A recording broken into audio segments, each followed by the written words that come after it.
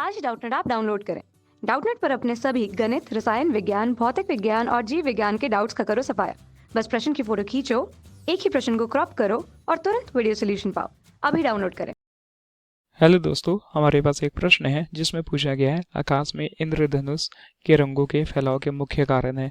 इनके वैकल्पिक उत्तर दिए गए हैं। ए सूर्य प्रकाश का विक्षेपण यानी कि वर्ण विक्षेपण, दूसरा सूर्य द्वारा प्रकाश का परावर्तन, सी दिया गया है सूर्य द्वारा प्रकाश का अपवर्तन और डी दिया गया है सूर्य प्रकाश का पूर्ण आंतरिक परावर्तन। आइए इस प्रश्न को हम चित्र के माध्यम से समझते हैं कि आकाश में इंद्रधनुष के रंगों का फैलाव का मुख्य कारण होता क्या है। तो आइए इस चित्र के माध्यम से समझते हैं कि इंद्रधनुष कैसे बनता है। तो किसी भी इंद्रधनुष को बनने के लिए उसमें प्रकाश का अपवर्तन, पूर्ण आंतरिक परावर्तन और प्रकाश के वर्ण विक्षेपण की घटना को होना जरूरी होता है, तभी आसमान में हमें इंद्रधनुष बनता हुआ दिखाई देगा। तो हमारे प्रश्न के अनुसार हम देखते हैं कि आकाश में इंद्रधनुष के रंगों का फैलाव का मुख्य कारण क्या होता है। तो जैसे कि हमें इस चित्र के माध्यम से पता चल रहा है, एक कोई आपतित प्रकाश की किरण है जो कि एक, मान लीजिए यह किसी प्रकार की बारिश की बूंद है।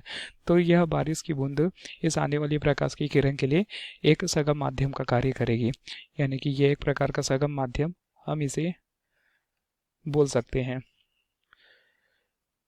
तो हमें पता है प्रकाश में एक घटना पाई जाती है जिसे हम कहते हैं अपवर्तन। अपवर्तन का तात्पर्य जब प्रकाश किसी एक माध्यम से दूसरे माध्यम में जाती है तो अपने मार्ग से विचलित हो जाती है। तो आइए इस स्थिति में हम इंद्रधनुष में प्रकाश की घटना को समझते हैं कि किस प्रकार प्रकाश में इंद्रधनुष बनने की घटना व्यतीत होती है। तो इस चित्र के माध्यम से हम समझते हैं कि कैसे प्रकाश में वर्ण विक्षेपण, पूर्णांतिक परावर्तन या अपवर्तन की घटना होती है। तो हमें पता है जब कोई प्रकाश किसी सघन माध्यम से या विरल माध्यम में जाती है तो अभिलंब से दूर हटती है, और विरल से सघन माध्यम में जाती है तो अभिलंब से या अभिलंब की ओर झुक जाती है। तो मान लीजिए ये प्रकाश है, यह किसी विरल माध्यम से आ रही है। विरल माध्यम का तात्पर्य किसी प्रकार का हवा या पानी का माध्यम, हवा का माध्यम हो सकता है। तो इस प्रकार के माध्यम को हम विरल माध्यम कहते हैं। और प्रकाश के लिए सगम माध्यम या पानी का बूंद होगा जो प्रकाश के लिए एक सगम माध्यम का कार्य करेगा। तो इस क्षेत्र के अनुसार हम देख रहे हैं, तो मान लीजिए कोई प्रकाश किरण इस बूंद पर यानी कि विरल से सगम माध्यम में प्रवेश कर रही है, तो उसमें एक घटना होती है, अपवर्तन की घटना होती है। तो जैसे ही यह प्रकाश किरण सगम माध्यम में प्रवेश करती है तो प्रत्येक रंग के अलग अलग तरंगदैर्घ्य होने के कारण इन संगम माध्यम में उन रंगों का वेग भी अलग अलग हो जाता है। अगर हमें पता है कि जो लाल रंग होता है उसका तरंगदैर्घ्य सर्वाधिक होता है, यानी कि जिसे तरंगदैर्घ्य को हम लैम्डा से प्रतिशत करते हैं, तो उसका वेग भी हमें उतना ही सर्वाधिक प्राप्त होगा। इसी प्रकार हम नीचे की ओर देख रहे हैं कि हमें बैंगनी रंग प्राप्त होता है, यानी कि इंद्रधनुष में नीचे की ओर बैंगनी रंग प्राप्त हो रहा है। क्योंकि बैंगनी रंग का जो तरंगदैर्घ्य होता है वह बहुत ही कम होता है, इसलिए उसका जो वेग भी होगा सगम माध्यम में कम होगा।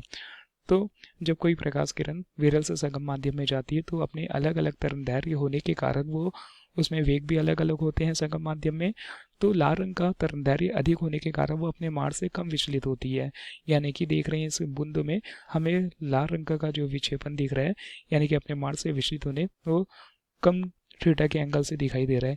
इसी प्रकार हम बैंगनी रंग की बात करें तो बैंगनी रंग का जो विक्षेपण हो रहा है हमें नीचे की ओर ज़्यादा झुकाव दिखाई दे रहा है, यानी कि इसका मुख्य कारण क्या है, लाल रंग का तरंगदैर्घ्य है वह अधिक है। यानी कि अगर हम लिखें तो लाल रंग का जो तरंगदैर्घ्य होगा, लाल रंग का तरंगदैर्घ्य जिसे हम लैम्डा से प्रतिशत करेंगे वह अधिक होगा बैंगनी रंग से, बैंगनी रंग से।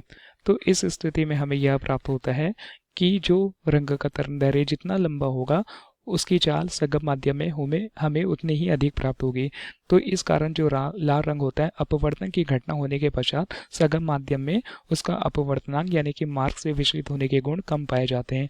लेकिन बैंगनी रंग का तरंगदैर्घ्य बहुत ही छोटा कम होने के कारण सगम माध्यम में उसका वेग कम हो जाता है, इस कारण उसमें अपवर्तन की घटना भी हमें अधिक दिखाई देती है, यानी कि जो सगम माध्यम में है उसकी चाल कम होने के कारण झुकाव भी उसका अधिक प्राप्त होता है।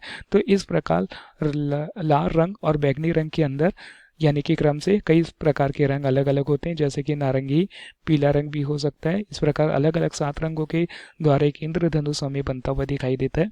तो हमारे प्रश्न के अनुसार पूछा गया है कि आकाश में इंद्रधनुष के रंगों का फैलाव का मुख्य कारण क्या होता है। तो जैसे कि हमने जाना कि प्रकाश का विरल माध्यम से सरगम माध्यम में जाने के पश्चात अपवर्तन की घटना होगी। अपवर्तन की घटना होने के पश्चात उसमें वर्ण विक्षेपण की घटना होगी और वर्ण विक्षेपण की घटना के पश्चात हमें जो रंग होंगे यानी कि प्रकाश के रंग होंगे हमें 7 अलग अलग रंगों के माध्यम में दिखाई देंगे। तो हमारे प्रश्न के अनुसार आकाश में इंद्रधनुष के रंगों का फैलाव का मुख्य कारण दिया है विकल्प में ए दिया गया सूर्य प्रकाश का विक्षेपण। हाँ, जैसे कि हमने जाना इस चित्र के माध्यम से वर्ण विक्षेपण के कारण ही रंग अपने साथ अलग अलग अव्यय रंगों विभक्त होते हैं। ऑप्शन बी दिया गया सूर्य प्रकाश का परावर्तन, नहीं। सी दिया गया सूर्य प्रकाश का परावर्तन, नहीं। और डी दिया गया सूर्य प्रकाश का पूर्णांतिक परावर्तन। यह विकल्प भी हमारे विकल्प ए सही होगा। धन्यवाद। कक्षा 6ठी से 12वीं से लेकर नीट, IIT, JEE वो एडवांस के लेवल तक 1 करोड़ से ज्यादा छात्रों का भरोसा। आज ही डाउनलोड करें डाउटनेट ऐप या व्हाट्सएप करें अपने सारे डाउट्स 8400 400 400 पर।